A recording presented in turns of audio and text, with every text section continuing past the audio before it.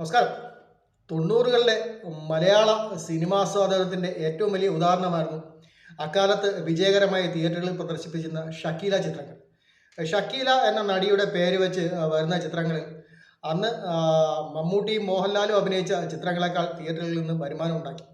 കാരണം മലയാളികളുടെ അടിച്ചമർത്തപ്പെട്ട അല്ലെങ്കിൽ ദാരിദ്ര്യം പിടിച്ച ലൈംഗികത അതായിരുന്നു അക്കാലത്ത് ഈ നിർമ്മാതാക്കളും ഇത്തരം മൂന്നാംകിട ചിത്രങ്ങൾ എടുത്തിരുന്ന സംവിധായകരും ലക്ഷ്യം വെച്ചിരുന്നത്.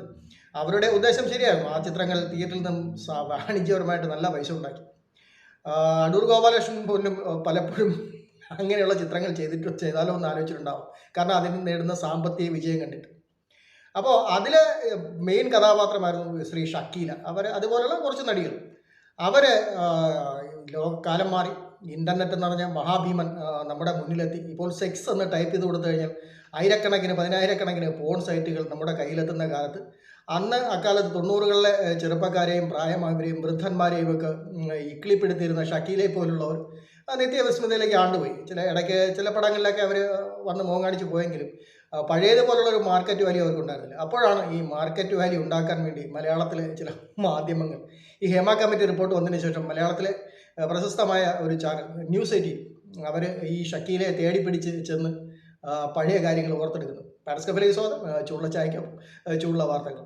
ഈ ഷക്കീലെ ഒരിക്കലും ന്യൂസ് 18 ബന്ധപ്പെട്ടിട്ട് എനിക്ക് കുറച്ച് വെളിപ്പെടുത്തലുകൾ നടത്താനുണ്ടെന്ന് പറഞ്ഞു കാണുമെന്ന് മലയാളികൾ ആരും വിശ്വസിക്കുന്നില്ല. അപ്പം ന്യൂസ് 18 റിപ്പോർട്ടർ മദ്രാസിലെവിടെ താമസിക്കുന്ന ഷക്കീലെ തേടി ചെല്ലുന്നു. അവരുടെ അടുത്ത് സിനിമാ അനുഭവങ്ങൾ ചോദിക്കുന്നു. പ്രത്യേകിച്ചും ഈ ഹേമ കമ്മിറ്റിയുടെ വെളിപ്പെടുത്തേണ്ടത് എന്തെങ്കിലും പുതിയ ഏതെങ്കിലും നടന്നതിൽ എന്തെങ്കിലും വെളിപ്പെടുത്താൻ കഴിയുമോ? കാരണം അത്രയ്ക്കും അങ്ങനെ അഭിനയിച്ചിരുന്ന നടിയാണല്ലോ. മലയാളത്തിലെ ഒരുവിധപ്പെട്ട ഫേമസ് നടന്മാരൊക്കെ അക്കാലത്തെ വില്ലന്മാരൊക്കെ ആയിട്ട് അഭിനയിച്ചിരുന്ന നടന്മാരൊക്കെ ആ സിനിമയിൽ ഉപയോഗിച്ചിട്ടുണ്ട്. പലരും മരണപ്പെട്ടു പോയി, ചിലർ റിട്ടയറായി വീട്ടിലിരിക്കുന്നുണ്ടോ. അങ്ങനെ എന്തെങ്കിലും ഇക്കിളി കഥകൾ കിട്ടുമോ എന്ന് അന്വേഷിച്ചിറങ്ങിയതാണ് ഈ ന്യൂസ് 18 സംഘവും. വളരെ ദാരിദ്ര്യം പിടിച്ചൊരു അവസ്ഥയിലാണ്. കാരണം ആശയദാരിദ്ര്യമാണ്, അല്ലെങ്കിൽ വിഷയദാരിദ്ര്യമാണ് ഈ അവതാരകരെയൊക്കെ ഇതിന് പ്രേരിപ്പിക്കുന്നത്.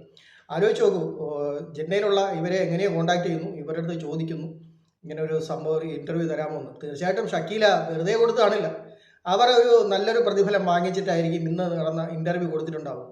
അപ്പോൾ ഷക്കീല പറഞ്ഞാൽ യാതൊരു മാറ്റമില്ല, അതൊരു ജെനുവിൻ കൺഫെക്സ് ആണ്. കേൾക്കുമ്പോൾ തന്നെ അറിയാം, ഒരു ജെനുവിനായിട്ടുള്ള ഒരു തുറന്നു പറച്ചിലാണ്. ഒരു സിനിമാ സെറ്റിൽ ഒരു രൂപശ്രീ ഒന്നും അവരുടെ പേര്, ആ നടിയുടെ പേര് ഓർക്കത്തില്ല, അവരോട് മോശമായി പെരുമാറി. കുവൈറ്റ് അച്ചായൻ, അദ്ദേഹം സിനിമ ഇൻഡസ്ട്രിയിൽ ഫേമസ് ആയിരുന്നു, പത്മരാജൻ്റെയൊക്കെ അടുത്ത സുഹൃത്തായിരുന്നു. അദ്ദേഹം ഇന്നലെ എന്ന് പറയുന്ന ചിത്രത്തിലൊക്കെ അഭിനയിച്ചിട്ടുണ്ട്.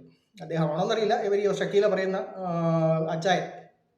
പക്ഷെ എന്നാൽ അവരുടെ തുറന്നു പറച്ചിലൊരു ഏറ്റവും വലിയൊരു സത്യമായിട്ട് തന്നെയാണ് തോന്നിയത്. അതിൽ യാതൊരു ഷക്കീലെ അവിശ്വസിക്കേണ്ട ഒരു കാര്യമില്ല.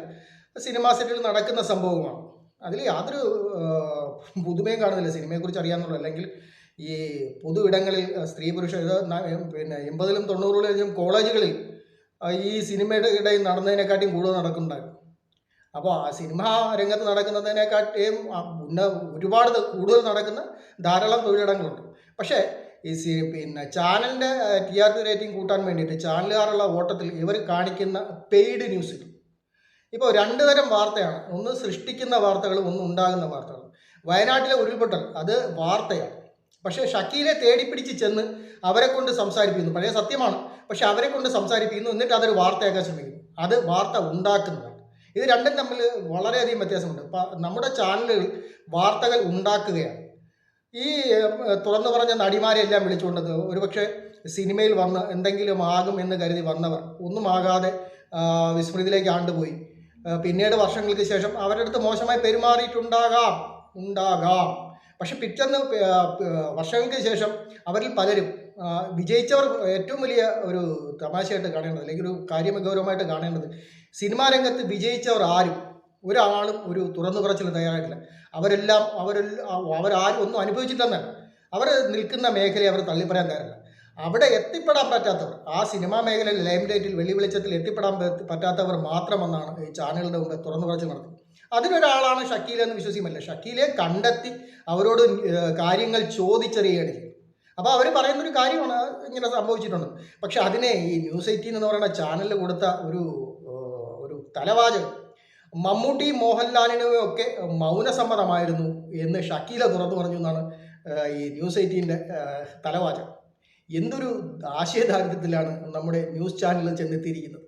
കേരളത്തിൻ്റെ റോഡുകളിലൂടെ കണ്ണ് തുറന്ന് പിടിച്ചാൽ, ക്യാമറ കണ്ണുകൾ തുറന്ന് പിടിച്ച് നടന്നാൽ ലക്ഷക്കണക്കിന് മലയാളികളുടെ അല്ലെങ്കിൽ അഭയമില്ലാത്തവരുടെ ആയിരക്കണക്കിന് വാർത്തകൾ ദിനംപ്രതി നമുക്ക് മുന്നിൽ കാണാൻ കഴിയും. റോഡിൽ കുണ്ടും കുഴിയിലും വീണ് പൊലിഞ്ഞു പോകുന്ന ജീവിതങ്ങൾ, അല്ലെങ്കിൽ ആശുപത്രിയിലെ മരുന്നില്ലായ്മകൾ, ഇതൊന്നും ശ്രദ്ധിക്കാൻ നമ്മുടെ ചാനലുകൾക്കോ അല്ലെങ്കിൽ വാർത്താ മാധ്യമങ്ങൾക്കോ യാതൊരു താല്പര്യമില്ല. നടന്മാർ വാതിൽ വന്ന് മുട്ടിയതും അല്ലെങ്കിൽ നടിമാർ അനുഭവിക്കുന്ന മാനസിക പീഡനം, ഇതെന്തോ വലിയൊരു അത് വലിയ സംഭവമല്ലെന്നല്ല, പക്ഷെ അതിനേക്കാൾ വലിയ കാര്യങ്ങൾ കേരളത്തിൽ നടക്കുന്നുണ്ട്. അതൊന്നും നമ്മുടെ പൊതുസമൂഹത്തിൽ എത്തിക്കാൻ ഈ വാർത്താ ചാനൽ കാണുന്നില്ല.